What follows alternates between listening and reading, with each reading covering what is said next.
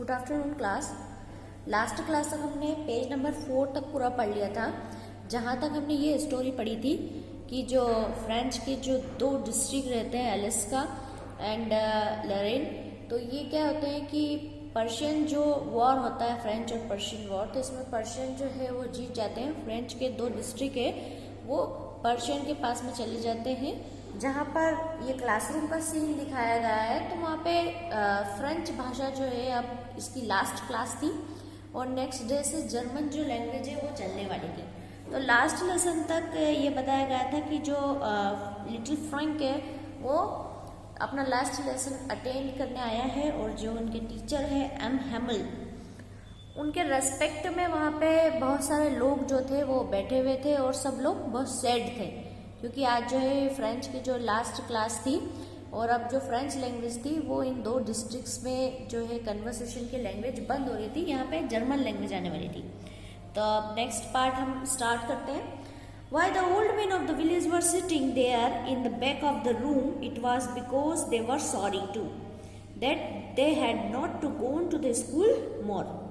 जो last bench पे बहुत सारे जो विलेज के लोग बैठे थे वो लोग भी बहुत ज़्यादा सैड थे, क्योंकि और सॉरी फील कर रहे थे अपने आप में, क्योंकि जो है ये स्कूल जो है अब और नहीं चल पाएगा। ये जो फ्रेंच का जो स्कूल था, फ्रेंच क्लास थी जो, तो ये अब आज का दिन लास्ट था, आज के बाद ये क्लास नहीं चल पाएगी, इसलिए वो बहुत ज़्यादा अपने आप में सॉरी फील कर रहे थे। It was there way to thinking और master for the 40 years of the faithful service and of the showing their respect for the country that was there no more. ये लोग क्यों इकट्ठे हुए थे कि जो एम हैमल जो थे वो 40 सालों से इस स्कूल में पढ़ा रहे थे फ्रेंच लैंग्वेज को। उनकी जो फेथफुल सर्विस रही थी उनका रेस्पेक्ट करने के लिए ये लोग सब क्लास में इकट्ठा हुए थे और एम हैमल की जो है क्लास अटेंड कर रहे थे लास्ट टाइम की। While I was thinking of all these, I heard my name called. बस ये मेरे दिमाग में ये सब चीज़ें चली रही थी कि आज लास्ट क्लास है, एम हैमल की लास्ट क्लास है और ये सब, और अचानक से मुझे मेरे कानों में मेरा नाम सुनाई दिया। It was my turn to recite, और अब मेरा टर्न था कुछ सुनाने का, कुछ दोहराने का। क्या चल रहा था?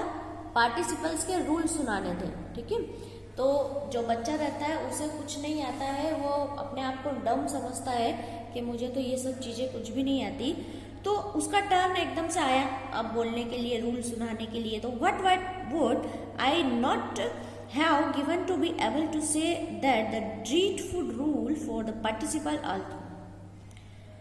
मैं अपने आप में एबल महसूस ही नहीं कर रहा था कि मैं पार्टिसिपल की ये जो ड्रीडफुल रूल्स थे वो किस प्रकार से सुनाऊं, किस प्रकार से बोलूं। मैं तो very loud and clear and without one mistake, मेरे मन में तो यही चल रहा था कि मैं ये जो पार्टिसिपल्स के रूल्स है ये बहुत तेजी से लाउड होकर सुनाऊं, क्लियर सुनाऊं और विदाउट एनी मिस्टेक। मतलब जो लेखक के नरेटर है ये तो चाहता था कि मैं रूल सुनाऊं, लेकिन उसे आते नहीं थे। उसके मन में तो इच्छा थी कि मैं भी अच्छे से बोलूं, मैं भी अच्छे से आज जो है मैं जो इम्प्रेशन है मेरा वो अच्छा रहे, लेकिन एक्चुअली उसको रूल्स आते ही नहीं थे। तो अपने आप में बड़ा रिग्रेट फील कर रहा था। But I got mixed up on the first word and stood there.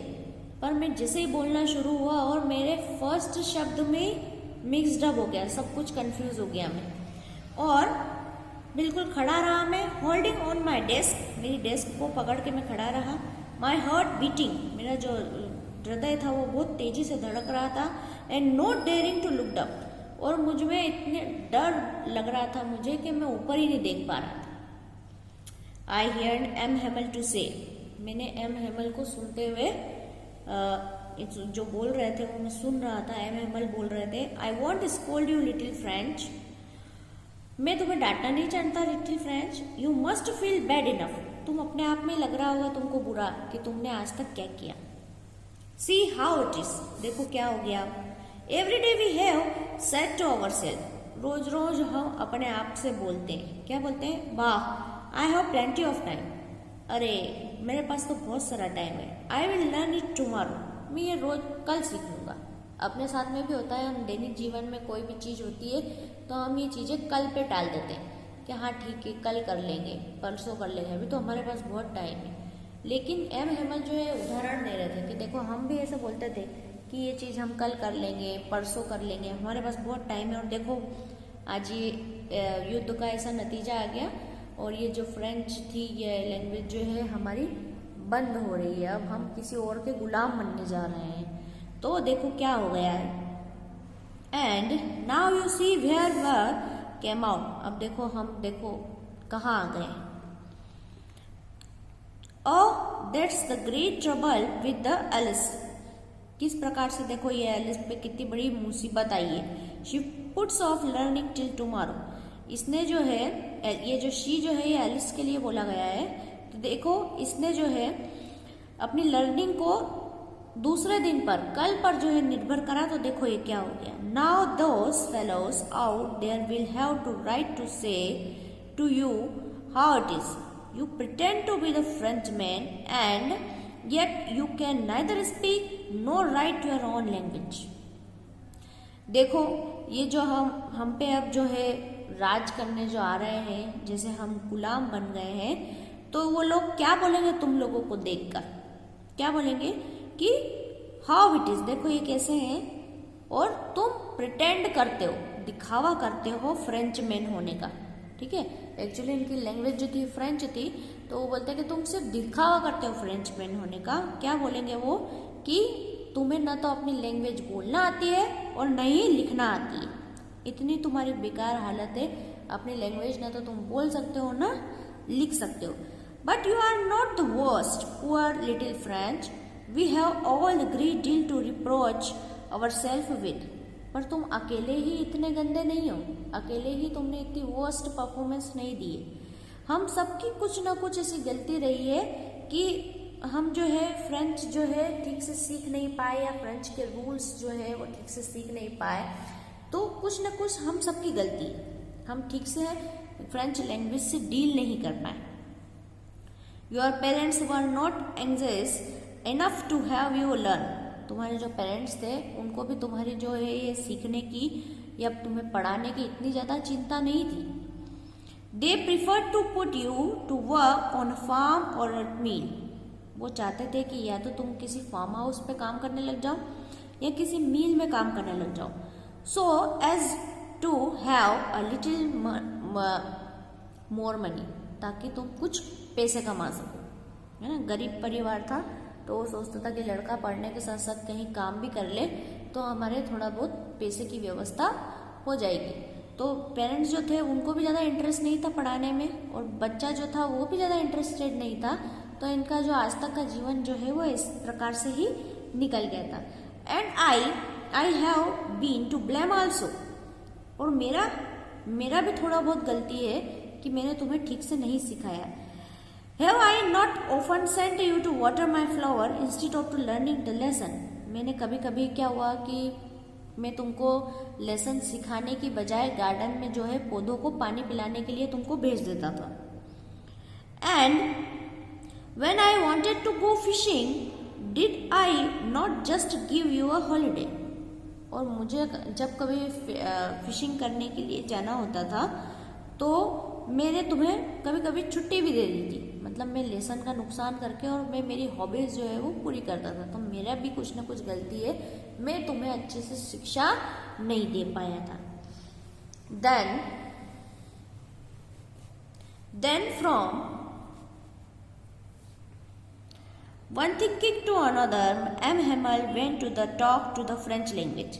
बस अब इतनी बात होने के बाद में एम हेमल जो है वो फ्रेंच लैंग्वेज के बारे में बात करने लग गए, saying that it was the most beautiful, और वो कहने लगे कि फ्रेंच जो है वो दुनिया की जो है सबसे सुंदर भाषा है। वो कहने लगे कि जो फ्रेंच जो है वो दुनिया की सबसे सुंदर लैंग्वेज है। The clearest and the most logical, सबसे साफ सुथरी और सबसे लॉजिकल लैंग्वेज है। इसके ऊपर क्वेश्चन बनेगा, ये ध्यान रखना, कौन सी लैंग्वेज जो है वो सबसे ज़्यादा सुंदर और सबसे लॉजिकल लैंग्वेज है। तो फ्रेंच लैंग्वेज इसका आंसर है, ये ध्यान रखिएगा। That we must guard it among us and never forget it, जो कि तुम इसकी हमेशा रक्षा करना और कभी इसको भूलना मत, अपनी लैंग्वेज को कभी भी भूलना मत. Because when a people are the enslaved, as long as they hold the fast to the language, it is as if they had to key their prison. अगर कोई देश या कोई लोग जो है इंस्लेव्ड मतलब गुलाम हो जाते हैं, मतलब किसी के अधीन हो जाते हैं, तो अगर वो अपनी लैंग्वेज जो है, अपनी लैंग्वेज को रक्षा करते हैं, उसको पकड़ के रखते हैं, उसका यूज़ करते हैं, कभी उसको भूलते नहीं है, तो उनके पास में वो प्रिजन से निकलने की, उस जेल से निकलने की होती है. मतलब आपको हमेशा, आप किसी के भी अधीन क्यों नहीं रहो, लेकिन आपको अपनी ऑन लैंग्वेज जो है उसको कभी भी छोड़ना नहीं चाहिए, उसको हमेशा उसकी रक्षा करनी चाहिए, उसको भूलना नहीं चाहिए, उसका यूज़ करते रहना चाहिए. Then he open the grammar and read us और लेसन. उन्होंने अपनी ग्रामर की बुक खोली और हमारे लिए वो लेसन पढ़ने लगे. I was amazed to see how well I understood it. मुझे तो बहुत ज़्यादा आश्चर्य हो रहा था कि अरे मैं इतनी अच्छी तरीके से कैसे समझ पा रहा हूँ. All he said seem so easy so easy. वो जो भी बोलते जा रहे थे, मुझे लग रहा था कि अरे ये तो बहुत ही सरल है, ये तो बहुत ही सरल है. मतलब आज की जो लेक्चर था वो लेखक को बहुत ज़्यादा ईजी लग रहा था. I think too that I had never listen so carefully. मुझे ऐसा लग रहा था कि इससे ज़्यादा ध्यान से तो मैंने कभी क्लास अटेंड ही नहीं की. मतलब आज जो है नरेटर को इतना ज़्यादा समझ में आ रहा था कि उसे लग रहा था कि आज की क्लास सबसे अच्छी क्लास है, आज जो पढ़ाया जा रहा है वो मुझे अच्छी तरीके से समझ में आ रहा है. And that he had never explain everything with so much patient. और जो टीचर भी है वो इतने पेशेंस से समझा रहे थे कि इतने अच्छे से उन्होंने कभी एक्सप्लेन ही नहीं किया था. जैसा आज वो पढ़ा रहे थे, इतना इंटरेस्ट लेके पढ़ा रहे थे, ऐसा तो उन्होंने कभी पढ़ाया ही नहीं है. It seemed almost as if the poor man wanted to give us all he knew before going away and to put into our heads at one straw. ऐसा लग रहा था कि ये गरीब आदमी, इसके पास जितना भी ज्ञान है वो आज सब हमको एक साथ ही दे देगा, और ये चाहता था कि हमारे जाने से पहले ये जो पूरा ज्ञान है वो हमारे मस्तिष्क में पूरी तरीके से उतर जाए. क्योंकि स्टूडेंट जो थे उनको भी पढ़ने में इंटरेस्ट आ रहा था और टीचर को भी पढ़ाने में इंटरेस्ट आ रहा था, क्योंकि ये जो फ्रेंच लैंग्वेज थी उसकी लास्ट क्लास थी, तो दोनों बड़े इंटरेस्ट से पढ़ रहे थे. After the grammar we had the lesson in writing. Grammar के रूल पढ़ने के बाद हमारा जो राइटिंग का प्रोग्राम था, राइटिंग का लेसन था. That day M Hamel had the new copies for us. उस दिन एम हेमल जो थे वो हमारे सबके लिए नई कॉपीज लाए थे. Written in a beautiful round France Alsace. और उस कॉपी को जैसे खोला तो उसके ऊपर सुंदर सुंदर गोल गोल अक्षरों के अंदर फ्रांस और एलिस जो है वो लिखा हुआ था. France Alsace they looked like the little flags floating everywhere in the school room.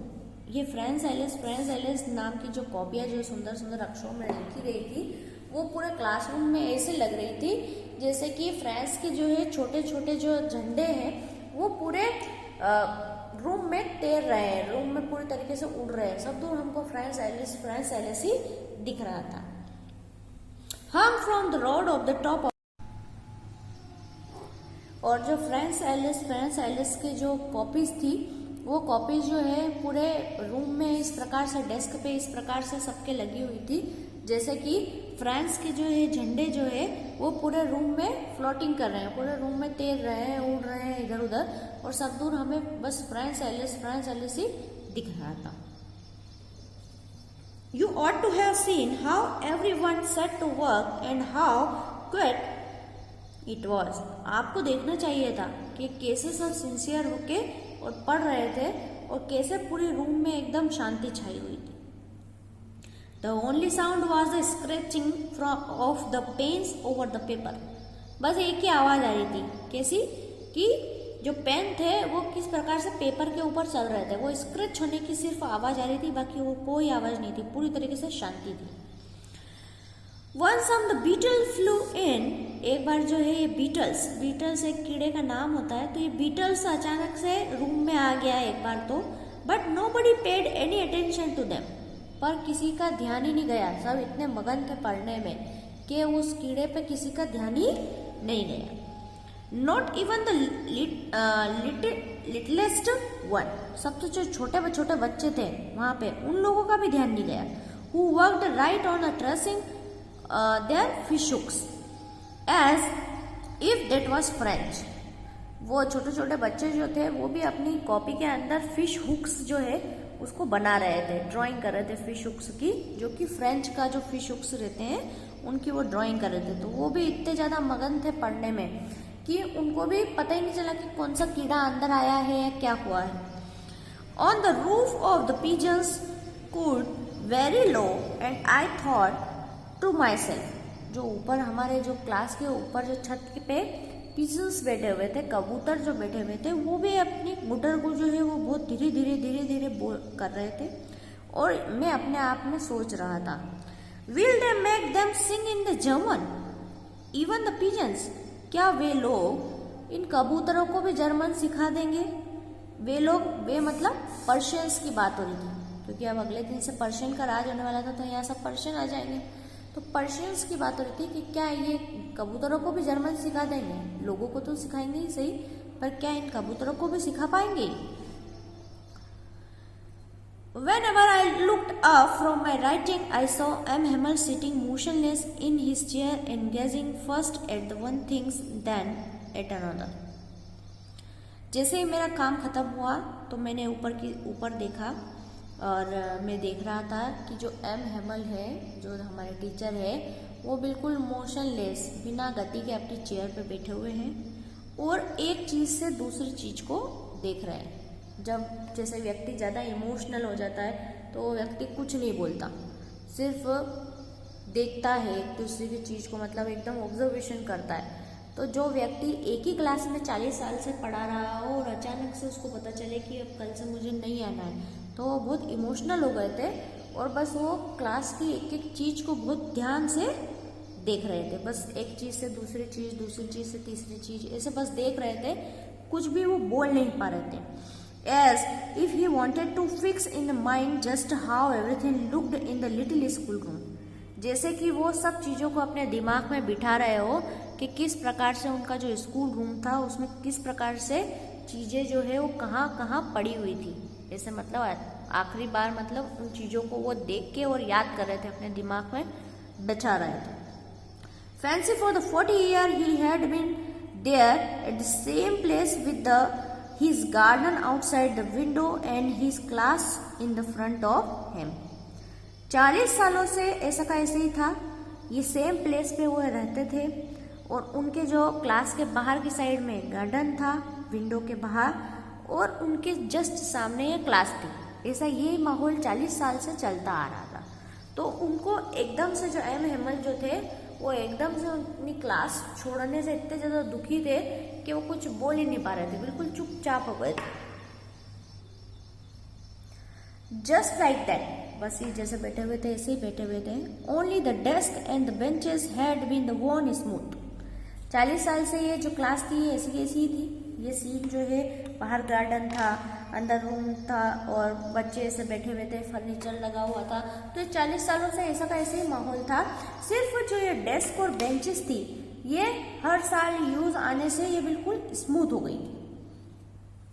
The walnut tree in the garden were taller, और जो ये अखरोट का पेड़ था जो गार्डन में लगा हुआ था ये अब बड़ा हो गया था। 40 सालों में धीरे धीरे पेड़ भी बहुत बड़ा हो गया था।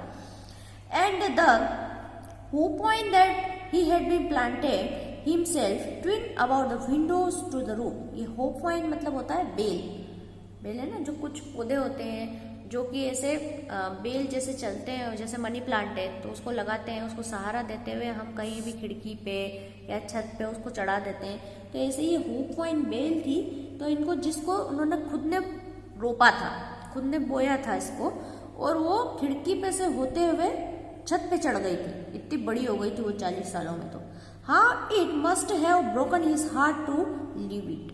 ये सब छोड़ते हुए उनका दिल कितना ज़्यादा दुखा होगा। पुअर मैन, वो जो लिटिल फ्रैंक है उसको भी उस पर एम हेमल पे दया आ रही थी।